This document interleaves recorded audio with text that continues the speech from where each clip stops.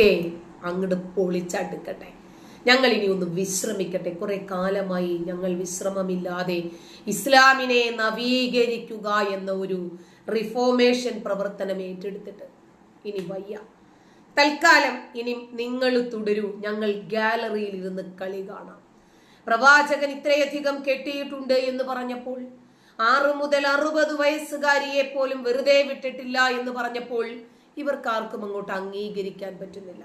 അതുകൊണ്ട് നിങ്ങൾ തന്നെ പറയണം, യാതൊരു പ്രശ്നവുമില്ലാതെ സുഖമായി സന്തോഷത്തോടുകൂടി സെയ്ദും സൈനബയും ജീവിച്ചിരുന്നതിന്റെ ഇടയിൽ അവരുടെ സ്വർഗത്തിലെ കട്ടുറുമ്പായി കടന്നു വന്ന വളർത്തു പിതാവ് ആ പെണ്ണൊരുത്തിയെ പിടിച്ചെടുത്ത് സെയ്ദിനോട് ചെയ്ത ക്രൂരതയെ സംബന്ധിച്ച് ഇമാം അത്തൊബിരി അദ്ദേഹത്തിന്റെ ഗ്രന്ഥത്തിൽ പറയുന്നുണ്ട്.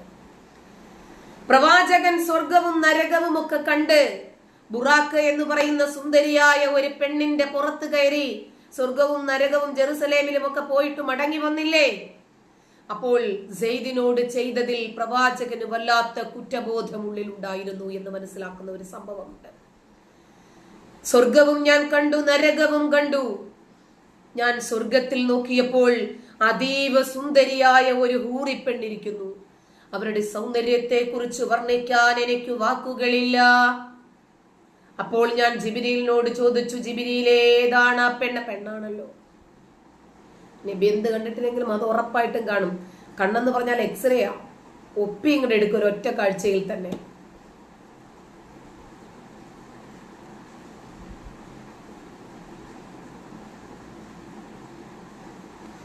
അപ്പോ ഒറ്റ കാഴ്ചയിൽ തന്നെ ഒപ്പിയെടുക്കും. അപ്പൊ പിന്നെ ജിബ്രീൽ പറഞ്ഞു, അല്ല അത് സെയ്ദിന്റെ ഭാര്യയെ നിങ്ങൾ തട്ടിയെടുത്തല്ലോ, സെയ്ദിന് കൊടുക്കാൻ വേണ്ടി അള്ളാഹു സ്വർഗത്തിൽ ഒരുക്കി വെച്ചിരിക്കുവാണെന്ന്. തിരിച്ചു വന്ന് സെയ്ദിനോട് ഈ കഥയൊക്കെയാണ് തട്ടിവിട്ടത്.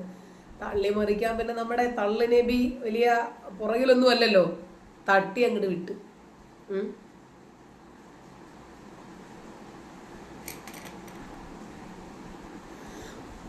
തട്ടി അങ്ങോട്ട് വിട്ട്. അതായത് അപ്പോഴാണ് നമുക്ക് മനസ്സിലായത് സെയ്ദിനോട് ചെയ്തത് കുറച്ച് ക്രൂരതയായി പോയില്ലേ. അവരെന്ത് സന്തോഷത്തോടുകൂടി ജീവിച്ചിരുന്നു. തന്റെ വളർത്തുമകന്റെ ഭാര്യയെ തട്ടിയെടുത്ത് ഇന്നലെ വരെ ഭാര്യയായി കണ്ട് അണച്ചു പിടിച്ച് കിടത്തിയിരുന്ന പെണ്ണിനെ ഇന്ന് നേരം വെളുത്തപ്പോൾ ഉമ്മ എന്ന് വിളിപ്പിച്ച ഈ നബി ചെയ്ത ക്രൂരത നബിക്ക് തന്നെ ഒരു തരം അപകർഷതാബോധം തോന്നി തുടങ്ങിയിരുന്നു. അതുകൊണ്ടാണ് സ്വർഗത്തിൽ ഒരു പെണ്ണിനെ കൊണ്ട് സന്തോഷ വാർത്ത അറിയിച്ച് കക്ഷി ഇങ്ങോട്ട് വന്നത്. ശരി, ബാക്കി പറയട്ടെ. മകന്റെ പരിഗണനയിലേക്ക് വരികയില്ല എന്ന അടിസ്ഥാനപരമായ രാഷ്ട്രീയത്തെ പരിഗണിക്കാനും അതായത് വളർത്തുമകൻ സ്വന്തം മകനെ പോലെയാകില്ലെന്നും വളർത്തുമകന് തന്റെ അനന്തര സ്വത്തിൽ നിന്നും കൊടുക്കേണ്ടതില്ല സമ്പത്ത് എന്നും ഒരു നിയമം കൊണ്ടുവരുന്നതിനു വേണ്ടി സ്വന്തം വളർത്തുമകന്റെ ഭാര്യയെ കൊണ്ട് തന്നെ നബിയെ കെട്ടിച്ച പടച്ചവന്റെ കാരുണ്യത്തെ കുറിച്ചിട്ടാണ് ഉസ്താദ് പറയുന്നത്. അൻഹയ്ക്ക് സംരക്ഷണം നൽകുവാനും വേണ്ടി അള്ളാഹുവിന്റെ കൽപ്പന പ്രകാരം പ്രവാചകൻ മുഹമ്മദ് നബി വീണ്ടും വിവാഹം കഴിക്കുന്നത്. 6 വർഷമാണ് ആ വിവാഹം നീണ്ടുപോയത്. അബൂ സലമയുടെ വിധവയായ ഉമ്മു സൽമ എന്ന് പറയുന്ന സ്ത്രീയെ റളിയല്ലാഹു അൻഹ, ഹിന്ദ് എന്ന പേരിൽ അറിയപ്പെടുന്ന സ്ത്രീയെ മദീനയിൽ വെച്ചിട്ട് ഹിജറയ്ക്ക് ശേഷം ഭർത്താവ് മരിച്ചു. ഹിജറ മക്കയിൽ നിന്ന് വന്നു, മദീനയിലെത്തിയപ്പോഴേക്ക് ഭർത്താവ്. പ്രവാചകന്റെ കാലഘട്ടത്തിൽ ഭാര്യമാര് മരിച്ച സകല പെണ്ണുങ്ങളെയും നബി കെട്ടി അങ്ങോട്ട് സംരക്ഷിച്ചു. ഇനിയും കെട്ടി ഇനിയിപ്പോ എവിടെയെന്തെങ്കിലും കൊള്ളയടിച്ചൊന്നും കൊടുക്കാൻ പറ്റിയിട്ടില്ലെങ്കിൽ ഉള്ളത് കൊണ്ട് തൃപ്തിപ്പെടാനും അള്ളാഹു ആയത്തിറക്കി കൊടുത്തു. അയ്യോ, 4 മക്കളുണ്ടായിരുന്നു. ജീവിക്കാൻ കഴിയാതെ വിഷമത്തോടുകൂടി കരയുന്ന ഒരു ഘട്ടമുണ്ട്. ഈ 4 മക്കളെ മക്കയിൽ നിന്ന് മദീനയിലേക്ക് ഹിജറ വന്നു എന്നത് കൊണ്ട് തന്നെ തിരിച്ചു പോകാൻ കഴിയാത്ത വിഷമസന്ധി അനുഭവിക്കുകയാണ്. ഭർത്താവ് മരണപ്പെടുകയും ചെയ്തു.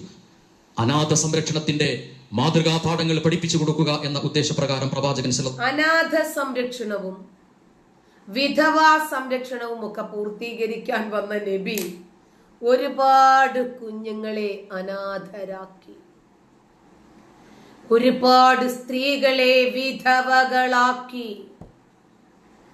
പിതാവില്ലാത്ത 5 മക്കൾ. അസ്മാ ബിൻതു മർവാൻ, നിങ്ങൾ അടിച്ചു നോക്കുക, ഹദീസിൽ നിങ്ങൾക്ക് കിട്ടും. പ്രവാചകനെ എതിർത്തുകൊണ്ട് കവിത എഴുതി എന്ന ഒറ്റ കാരണത്താൽ ആ പിതാവില്ലാതെ 5 മക്കളെ ഒരു മാതാവ് കഷ്ടപ്പെട്ട് വളർത്തിക്കൊണ്ടുവന്നതിനിടയിൽ മുലകുടിക്കുന്ന 5ാമത്തെ കുഞ്ഞിനെ പോലും അവരുടെ മാറിൽ നിന്നും അടർത്തിയെടുത്ത് ദൂരേക്ക് വലിച്ചെറിഞ്ഞ് പ്രവാചകന്റെ കൽപ്പന പ്രകാരം ദുഷ്ടനായ പ്രവാചകന്റെ അനുചരൻ ആ സ്ത്രീയുടെ നെഞ്ചിലേക്ക് ആഴത്തിൽ കഠാര കുത്തിയിറക്കി. അവര് മരിച്ചു എന്നുറപ്പായപ്പോൾ ആ കഠാരയിൽ നിന്ന് ഇറ്റിറ്റു വീഴുന്ന ചോരത്തുള്ളികളുമായി ഓടുന്നു പ്രവാചകന്റെ അടുത്തേക്ക്. എന്തിനാ? പ്രവാചകൻ പറഞ്ഞതാണ് അവരുടെ ജീവൻ എടുത്തേക്കാൻ.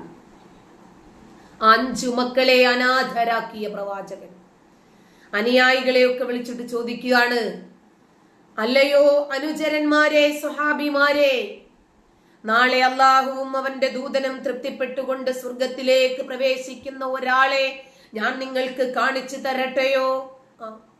ഉടനെ അസ്മയുടെ നെഞ്ചിലേക്ക് കഠാര ഇറക്കി അവനെ കാണിച്ചു കൊടുത്തിട്ട് പറഞ്ഞു, ഇവനാണ് അവൻ. എന്നാലേ ഇനിയും ഒരുപാട് ആളുകൾ, 1000 ആളുകളുടെ തലയെടുക്കാൻ തയ്യാറായി രംഗത്ത് വരൂ. മനസ്സിലായോ? അതാണ് 1000 പേരുടെ തലയെടുക്കാൻ രംഗത്ത് വരണ്ടേ.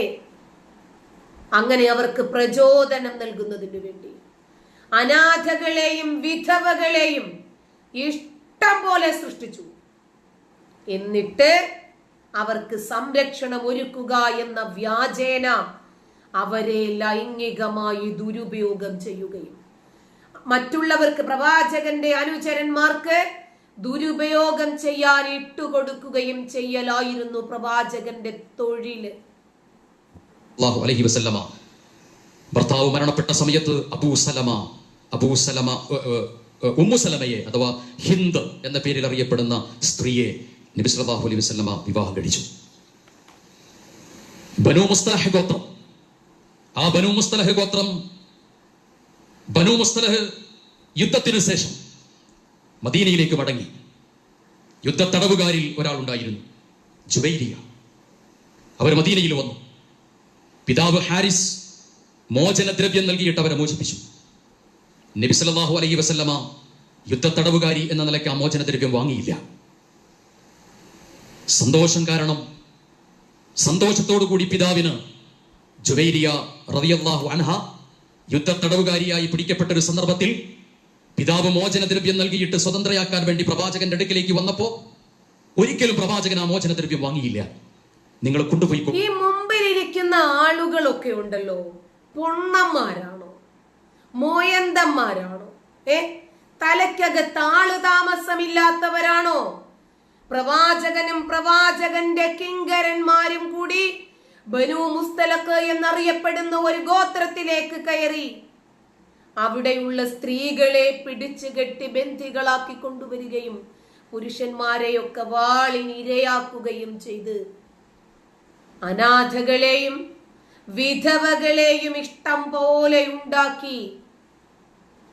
യുദ്ധം കഴിഞ്ഞു മടങ്ങി വരുമ്പോൾ ഇടയ്ക്കൊരു ടെന്റ് കെട്ടി ഇദ്ദേഹത്തിനും ഇദ്ദേഹത്തിന്റെ അനുചരന്മാർക്കും കാമഭ്രാന്ത് തീർക്കാൻ വേണ്ടി അവരെ ഉപയോഗിക്കാൻ അനുമതി നൽകിയ ഈ പ്രവാചകൻ യുദ്ധത്തടവുകാരിയെ ഭർത്താവായിട്ടുള്ള ഹാരിസ് ചോദിച്ചു വന്നപ്പോ മോചനദ്രവ്യം വാങ്ങിക്കാതെ വിട്ടുകൊടുത്ത കാരുണ്യത്തെ കുറിച്ചിട്ടാണ് ഈ ഉസ്താദ് ഈ മൈക്കിലൂടെ ഉണ്ടാക്കിക്കൊണ്ടിരിക്കുന്നത്.